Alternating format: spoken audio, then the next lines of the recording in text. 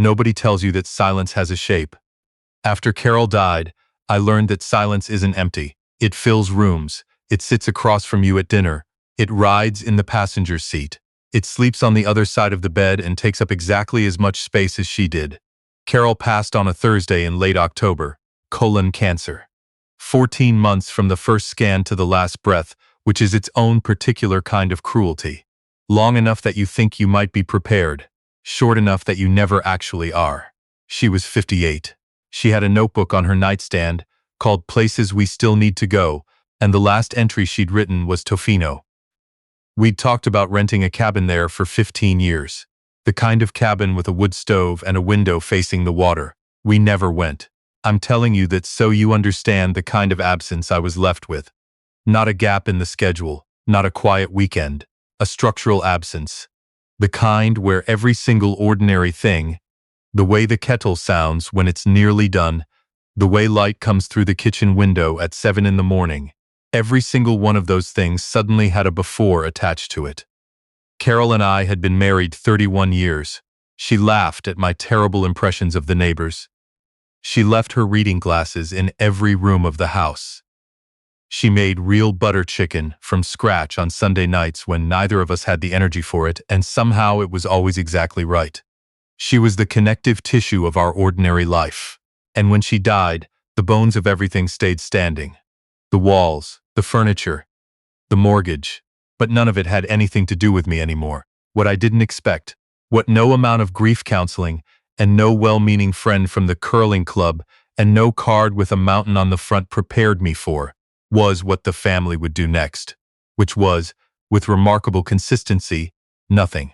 Welcome back to Dad's Final Revenge. Get comfortable. Every story I tell here is about the moment someone decided they were finished with a person who wasn't finished with them. Hit subscribe so you don't miss what happens next. Let me give you the cast, because there is one. Diane is my older sister, 63, lives 40 minutes away in the same house she bought in 2001, has strong opinions about the correct way to stack firewood. Marcus is my younger brother, 52, 2 hours east, very busy, always just about to text back. Kelsey is my daughter. She was 31 when Carol died. Lives 45 minutes away in Barrie with her husband Trevor and their 2 kids, Owen and Mia. And then there's Ryan, my son, 28. Single at the time. Lives in the same city as me. 11 minutes from my front door. I know because I drove it once just to settle the number in my mind. 11 minutes. That's the family. 4 people within a reasonable drive. 2 of them my own children. Carol died and they came to the funeral. Of course they did. They wore dark colors. They said the right things. Diane held my arm during the graveside service and said, "David, anything you need, you call me day or night." I nodded. I believed her. I did not yet know that anything had a very specific expiry date.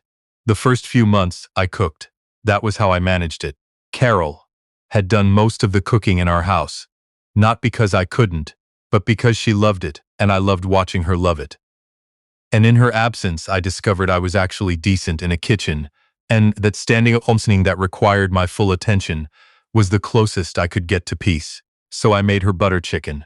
I made her mother's soup recipe, the one with the dill and the root vegetables that takes 3 hours. I made roast chicken on Sunday afternoons the way she used to, and I invited people. The first Sunday, the house was full. Diane came. Marcus drove up, which surprised me. Kelsey brought the kids, and Trevor stood in the kitchen, looking helpless in the way that son-in-laws do when they don't know what to say. Ryan showed up 20 minutes late with a 6-pack and ate 2 bowls of soup and said, "Dad, this is actually unbelievable," with the kind of surprise that was slightly insulting and entirely genuine. Owen and Mia ran around the backyard. Diane and Marcus argued about something that happened at our parents' house in 1998. And I stood in Carol's kitchen, in Carol's house, surrounded by people, and I thought, okay, we're going to get through this. I had badly misjudged the situation. The Sundays continued. I kept cooking. I kept calling. And slowly, so slowly I almost didn't notice it until it had already happened. They stopped coming. Not all at once. That would have been too honest, too easy to name. It was a fade. A gradual withdrawal, like a tide going out so slowly you don't realize the beach is empty until you're standing there wondering when the water left. Diane managed 5 or 6 Sundays before the conflict started. Prior commitments, her own kids. Fair enough, she has a life.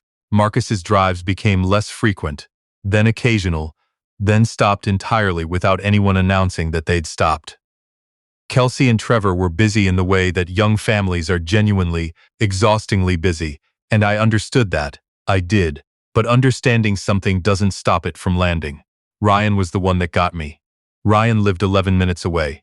I called him one Sunday in February. Carol had been gone about 5 months, and he let it go to voicemail. I left a message. "Hey, it's Dad. Made that soup again. Enough for a week. Come by if you want." He texted back 3 hours later. "Can't tonight. Sorry." Rain check. The rain check was never collected. Not once in the years that followed. I want to be specific about the timeline because it matters. I am not talking about years later, when grief had faded and people had reasonably moved on. I am talking about the first year. The year when her reading glasses were still in every room because I hadn't moved them. The year when I still opened the passenger door of the car, out of reflex, before I caught myself. That first year my family called me a combined total, and I counted, because I apparently became the kind of man who counts these things, of 9 times. 9 calls in 12 months between 4 people. Diane called twice. Marcus called once. Kelsey called 4 times. But one of those was a misdial she didn't realize had gone through, and I could hear her talking to Trevor about something entirely unrelated to me. Ryan called twice. One of those was to ask if I still had his hockey equipment from his junior year. I am not exaggerating. I wrote it in a notebook. I don't know exactly why I started writing it down. Maybe because part of me already understood that someday I would need to know the exact shape of what had happened. Year 2, I kept cooking. I kept calling. I need you to understand that, because it's important. I was not passive in my own disappearance. I was not a man who retreated into the house and waited for the world to notice. I called. I invited. I drove to Kelsey's house in Barrie twice without being asked, just to see Owen and Mia, just to have somewhere to go on a Saturday afternoon. The second time, I sat in the driveway for 10 minutes before I went to the door, because I was embarrassed. Me, a 58-year-old man, embarrassed to knock on his own daughter's door.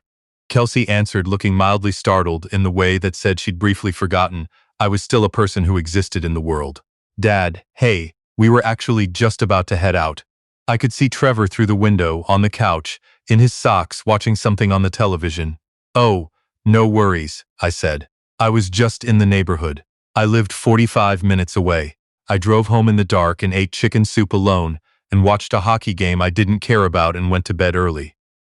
And I thought about how Carol would have handled this. She would have called Kelsey herself. She would have made a plan, created a reason, stitched something together with the quiet, persistent stubbornness that had kept our family functional for 3 decades. But Carol wasn't there, and without her running the whole operation, it turned out there was no operation. Year 2 became year 3. Year 3 became year 4. And still I cooked. Still I called. I had a therapist during this period. A man named Dr. Okafor, not family, just my therapist, who gently kept suggesting I communicate my needs more directly. "They're busy," I told him. "I invite them every week. I show up. I'm the one doing the work." He asked if I'd ever told them plainly what I needed, so I tried that. Year 5. I sat Diane down at my kitchen table. "Di," I said, "I need to tell you something. I'm not doing well. I'm lonely. I miss Carol, and I feel like I've become invisible to this family." She looked at me with genuine, warm, completely useless concern. "Oh, David, you know we love you. We're all just stretched thin. You're only 40 minutes away. We'll make more of an effort." She meant it when she said it. I believe that. She just didn't mean it for very long. I called Marcus a few weeks later. "Mark, I need to say this. I feel like I'm doing all the reaching and nothing's coming back. I don't know what I'm doing wrong." He was quiet for a moment, and then he said, "Dave, you can't sit around waiting for people to come to you. Life doesn't work like that. We all have our own things going on. You've got to get out more. Life doesn't work like that." I thought about the Tofino notebook. I thought about the way Carol used to reach across the console in the car and just put her hand on my arm. Not saying anything, just there. I thought about how she would have navigated this conversation, how she would have known exactly what to say, and how she was gone, and I was on the phone, being told I needed to get out more. I hung up and I sat in the kitchen for a long time. I didn't know it yet, but something in me had turned over. Year 7, Ryan called, actually called, not texted, not voicemail.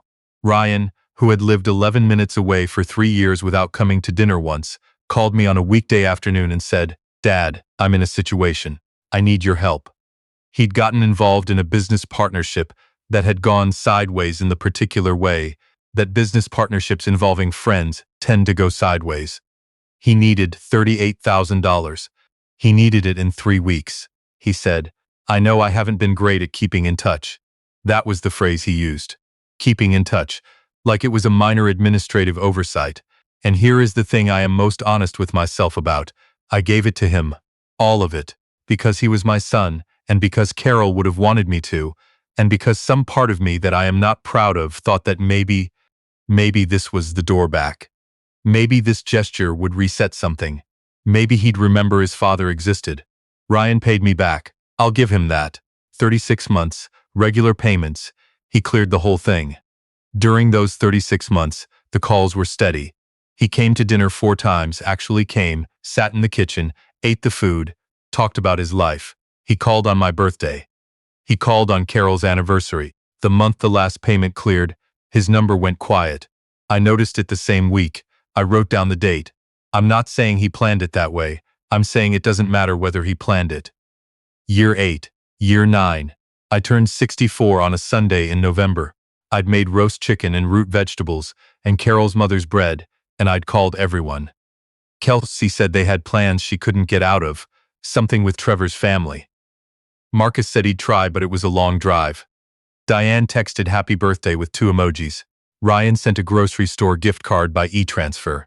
I sat at the dining room table with 5 place settings, old habit, old hope, and I ate roast chicken alone on my 64th birthday, and I looked at the empty chairs and I thought, Carol, what do I do? I didn't get an answer. She's been gone 9 years. She doesn't answer anymore. But I sat there a while longer anyway. The way you sit with a question you already know the answer to, but aren't ready to speak out loud. Then I got up. I did the dishes. I put the leftovers in the fridge. And over the next several weeks, the way a decision gathers weight before it finally surfaces, I made up my mind. I didn't tell a single person. That was the rule I gave myself from the beginning.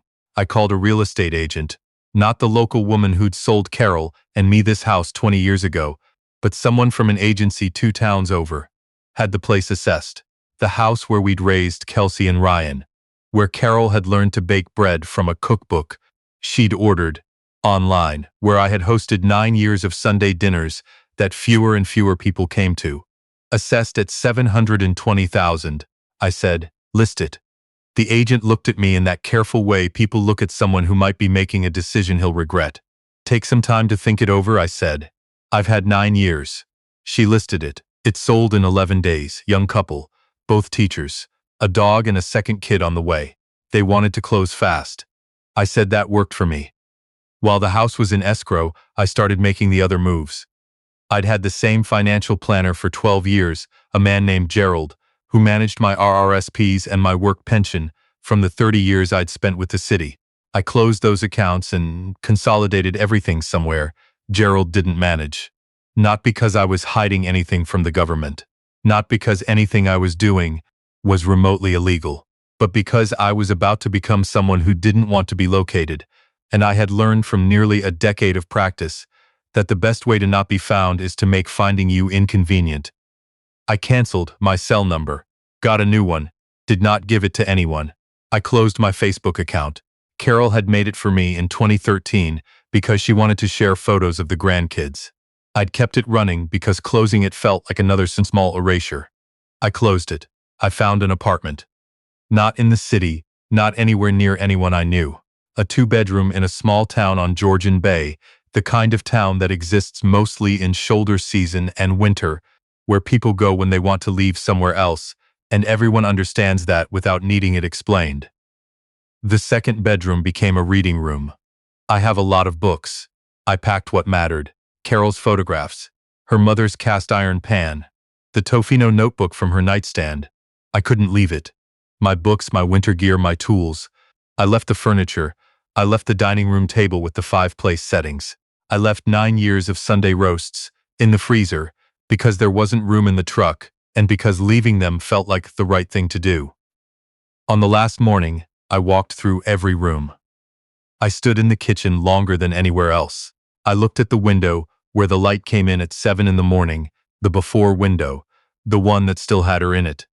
Then I locked the front door and dropped the key in the mail slot for the agent and drove north. The town is called Penetanguishene. People who live there call it Penetang. I didn't choose it because of the name, but I can tell you that there is something appropriate about a place whose name most people immediately give up on pronouncing. It sits on Georgian Bay with a small harbor and a main street, with a hardware store and a bakery and a pub that has been there since before I was born. I didn't know anyone. That was the point. I unpacked my books. I hung Carol's photographs. I put her mother's cast iron on the stove. I slept 9 hours the first night, which if you have spent several years waking at 3 in the morning with the particular kind of loneliness that lives inside a house full of memories, is nothing short of extraordinary. The first week was strange. I kept reaching for my old phone. I kept almost calling people who hadn't called me. Muscle memory is hard to break, and the muscle I'd spent nearly a decade building was the one for reaching toward people who had already stopped reaching back. But I didn't call. I walked along the harbor instead.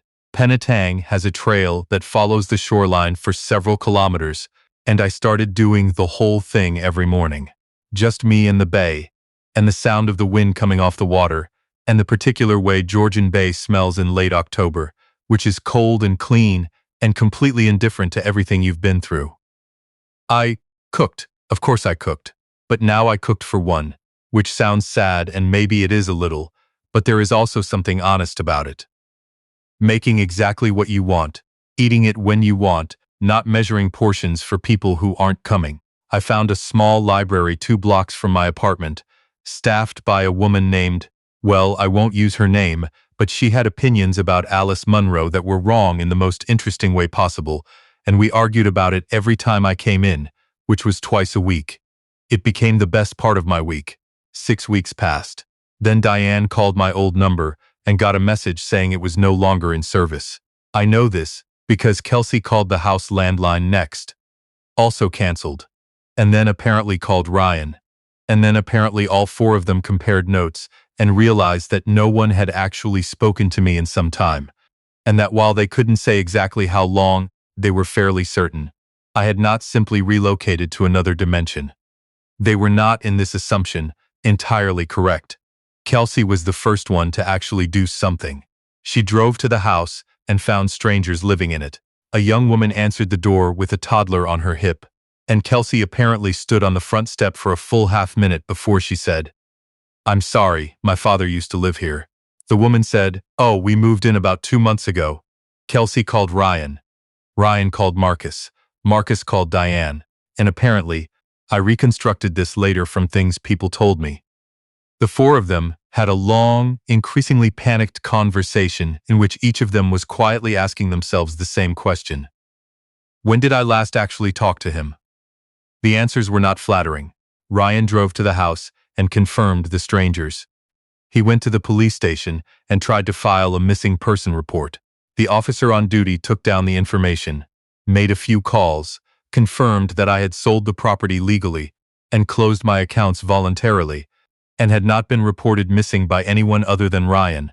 He told Ryan that I was a 64-year-old man with no signs of distress who had, by all available evidence, simply decided to leave.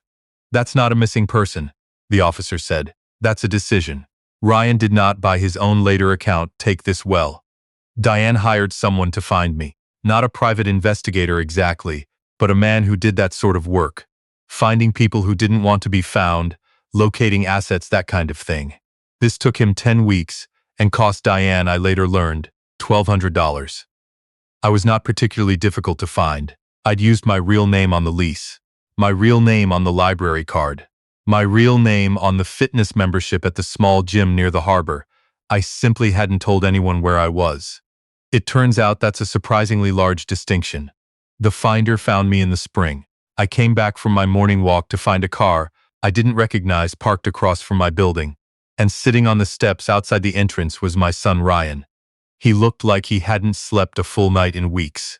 Red eyes, 3-day beard, the expression of a man who has rehearsed something 17 times and is no longer sure any of it is right. "Dad," he said. "Ryan," I said. We looked at each other. 8 months of silence between us, and I want to be precise about this. The silence had been going on for considerably longer than 8 months. 8 months is simply when it had become visible to him. "We didn't know where you were," he said. "We thought something happened.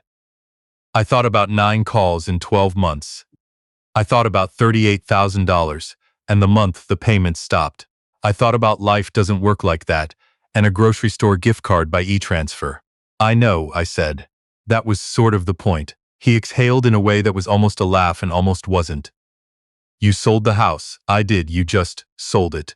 Without telling anyone." I told the real estate agent. He rubbed his face with both hands. "Dad, we were scared. Kelsey hasn't slept. Diane hired someone to find you. We thought." He stopped. "Can I come up?" I looked at my son for a moment. He looked terrible in a way that was both entirely his own doing and still hard to watch, because that's the thing about being someone's father. It doesn't turn off. I wanted to reach over and fix it. I also knew this moment was important enough to not be softened. "Come up," I said. He sat at my kitchen table and looked at Carol's photographs on the shelf and said nothing for a while. I made coffee. I set a mug in front of him and sat down across from him, and I looked at my son the way you look at someone when you're deciding something. "What's my birthday?" I said. He blinked. "What, my birthday? What's the date, Dad? Come on." "What's the date, Ryan?" A pause. "March 15th, the 22nd, March 22nd. I've had the same birthday for 64 years. He looked down at the table. "How many times did you call me last year, before I left?" "I don't. I'll help you. Twice. You called me twice. You live 11 minutes away. You called me twice in 12 months, and one of those times was about your hockey equipment." The bay was gray and quiet through the window. A seagull landed on the railing outside and looked at us briefly, and left, which seemed appropriate. "I kept cooking," I said. "Every Sunday for 9 years. I set a table. I made food. I drove to Barrie and sat in your sister's driveway because I was too embarrassed to knock on her door without being invited. I told Diane I was lonely. I told Marcus I was struggling, and he told me I needed to get out more. I gave you $38,000 and watched you come around for 3 years and then disappear the week the last payment cleared." Ryan was very still. "Your mother died," I said, "and you all moved on, and I understand that life moves on. I'm not a child, but I didn't move on. I was right there in that house every week. I was the one calling. I was the one cooking. I was the one setting 5 places at a table that seated 5 people and eating alone every single time. And you all just didn't come, Dad." His voice cracked slightly on the word. "I'm sorry. I know, you're sorry right now, because I'm not where you expected me to be." He looked up. "That's not fair." "No," I agreed. "It really isn't." We sat with that for a moment. "Are you coming back?" he asked finally. "Back to what, Ryan?" He didn't have an answer. Neither did I. "So that's it," he said. "We just..." "What? Christmas cards, nothing." "There's a way forward," I said.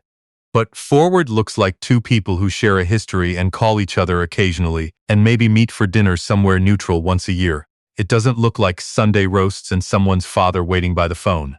I paused. "That version of me is retired." He sat with that for a long time. "That's not a father," he said quietly. "That's someone I don't know." "Yeah," I said. "Welcome to how I felt for 9 years." He left before noon. He forgot his jacket on the back of the chair. I put it in the storage closet. I have not thought about it since. Kelsey came 3 weeks later.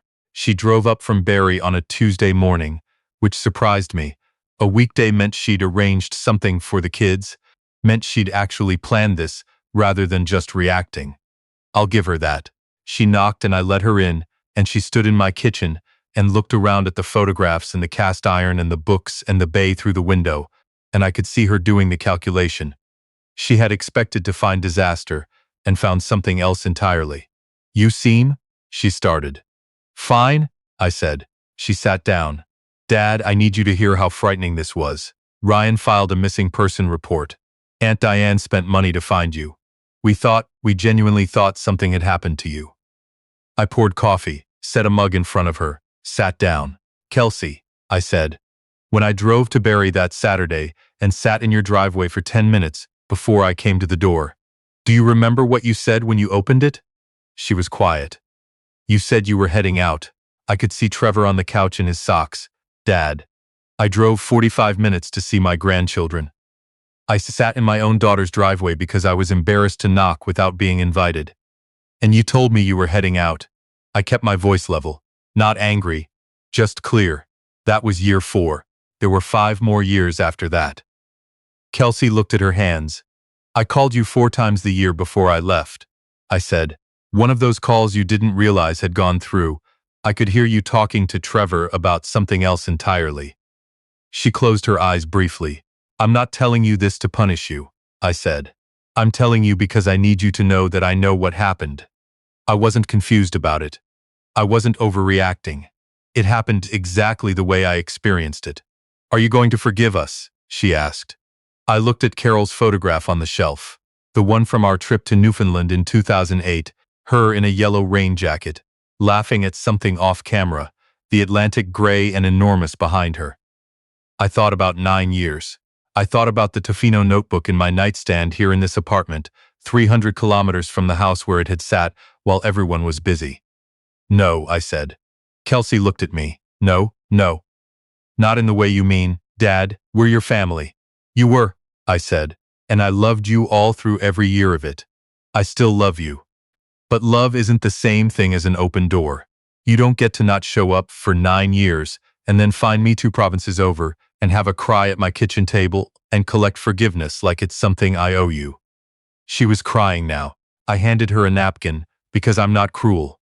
So that's just it, she said. We can't fix it? I didn't end anything, I said. I adjusted to the reality that already existed. You all moved on after your mother died. It took me 9 years and a birthday dinner I ate alone with 5-place settings, but I finally moved on too. She left an hour later. She called Ryan from the parking lot. Ryan called Diane. Diane called Marcus. The family that had been too busy to call me once a month for 9 years suddenly had a great deal to say to each other. Marcus called me 2 days later. I answered because I was curious. David, he said. I think this whole thing has gotten completely out of hand. Which part? You selling the house, disappearing, not telling anyone. Marcus, I said, you called me once in the last year I lived there, once. You told me I needed to get out more when I said I was lonely. What part of that suggested to you that I was fine? Silence. I didn't realize, he said quieter. I know you didn't. I let that land. That's sort of the whole thing, Mark. You didn't realize. Not once in 9 years did you realize. And I tried to tell you, multiple times, and was told I was too sensitive, or that life doesn't work like that, or that 40 minutes is practically nothing. I'm sorry, Dave. I know you are. What do you want from us? I looked out the window at the bay. A small boat was making its way out toward the open water, slow and steady. Nothing, I said. I don't want anything from you. That's a new feeling. I've gotten used to it. He didn't have anything to say to that. Take care of yourself, Mark, I said, and I hung up. Diane came in person, like Kelsey. She drove up on a Saturday in June and stood in my kitchen in her good coat, looking at the apartment like she was looking for evidence of a crime. She found clean counters, fresh bread cooling on a rack, and a man who had slept 8 hours a night for the past 7 months. You look well, she said, as if this were unexpected and slightly suspicious. I feel well, I said. James, David, I need you to understand that How many times did you call me last year? I asked, gently, no heat, just the question. She looked at me. She knew the answer. Diane has always been sharp. Twice, she said. Twice, in 12 months. You live 40 minutes away. You told me to call day or night if I needed anything. That was the week of the funeral. I poured her coffee. You meant it when you said it, Di. I know you did. She sat down heavily. I did mean it. And then life got busy, and the months went by, and I suppose it seemed like I was probably fine, because I wasn't calling you crying, so clearly everything was fine. I sat down across from her. I was not fine. I was cooking dinner every Sunday for 9 years, for people who stopped coming after the 5th Sunday. I was setting 5 places at a table and eating alone. I was so lonely that I started writing down every phone call in a notebook just to have something concrete to hold on to. Diane pressed her hand over her mouth for a moment. Oh, David. I told you I was struggling. Year 5. Right here at this table. Well, at that table, the one I left behind. You said you'd do better. I know. You didn't do better. And I'm not saying that to hurt you. I'm saying it because I need you to understand that I didn't leave on impulse. I left because I had tried everything I could think of and nothing changed. She was crying now, the way Diane cries. Quietly, looking straight ahead, like she refuses to give grief the satisfaction of making a scene. Are you going to come back to us? She asked. Die, I said. I am sitting in a clean apartment on Georgian Bay. I walk every morning. I have a library card and a cast iron pan and a reading room with no television. I slept 9 hours last night. I looked at her. Why would I come back? She didn't have an answer. I love you, I said. I will always love you. But I wasted 9 years measuring myself against the silence. I'm done with that. We can call each other. We can have dinner when I come through the city. But I am not coming back to be the person waiting by the phone. She left after an hour. She cried on the drive home. I know because Kelsey told me. Kelsey, who actually calls me now. Who called me the same evening, a real call, intentional, just to say she was thinking about me. I pick up every time. Here is what I need you to understand about what I did. It was not a breakdown. It was not an old man making a dramatic gesture for attention. It was not grief turned sideways, or a cry for help, or a symptom of something that needed treating. I was clear-headed throughout. I was methodical. I was, for the first time in 9 years, entirely honest with myself about what I was doing and why. I gave them 9 years. 9 years of evidence that I was still here, still trying, still worth a phone call. I cooked enough food to feed the whole province. I drove to their houses unannounced because I was too proud to admit I was desperate. I cried to a therapist about people who wouldn't have dinner with me. I gave my son $38,000, in part because I loved him and in part because I was still, at year 7, the kind of fool who thought money might crack open a door that kindness hadn't. And I was told to get out more, to stop being so sensitive. That 40 minutes was practically nothing, that they were busy. I took that advice. I stopped being sensitive about it, and then I left. Here is the dirty secret. The part nobody tells you about the quiet exit and the clean apartment, and the morning walks along the bay. I don't miss them the way I thought I would. I thought I would miss them the way I miss Carol, which is a missing so complete and so constant that it has its own weather, its own particular weight in the chest at 3 in the morning. I thought the absence of my children and my siblings would feel like a wound. Instead, I found that what I'd actually been missing for 9 years wasn't them. It was the idea of them. The family we had been when Carol was alive, and the house was full, and nobody had to be invited because showing up was simply what we did. That family ended the week of her funeral. I just spent 9 years trying to will it back into existence through roast chicken and hope. Now I walk every morning along the harbor. I argue about Alice Munro twice a week with a woman who is wrong and delightful about it. I cook well and sleep well and wake up without the 3 a.m. dread that comes from being a man who is waiting for people who don't come. My phone is quiet. I made it quiet.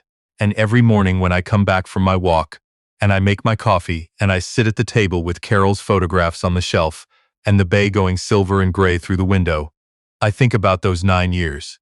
The Sundays, the frozen dinners, the 5-place settings, the notebook. And then I think, not anymore. And I drink my coffee. And it is the best cup of coffee I have ever made. Carol, if you're watching, and I've decided to believe that you are, because the alternative is a silence I'm not ready for. I need you to know that I finally did it. I finally stopped setting the table for people who weren't coming. You would tell me to forgive them. You were always better at that than me. You were the one who kept calling, even when you were tired, who organized Christmas, even when nobody helped, who kept the whole thing stitched together by sheer force of love and stubbornness, and butter chicken on Sunday nights. But you're not here, Carol, and without you holding the center, it turns out there is no center. Not for them, not for the version of me that waited. 3 weeks after Ryan left his jacket on my chair, I booked a trip. Tofino. A cabin with a wood stove and a window facing the water. 7 nights in November, which is the gray season, the honest season, the season when the Pacific comes in hard and the beach is empty and you can stand at the edge of the continent and just breathe. I'm going to eat seafood at a place where they don't take reservations and drink local beer in the afternoon and sit on the porch in a rain jacket watching the waves come in. I'm going to stand on that beach and raise a glass to you. Not to what the family became, just to you, the only one who ever made the whole thing worth showing up for. I'm going there for both of us, Carol. Finally.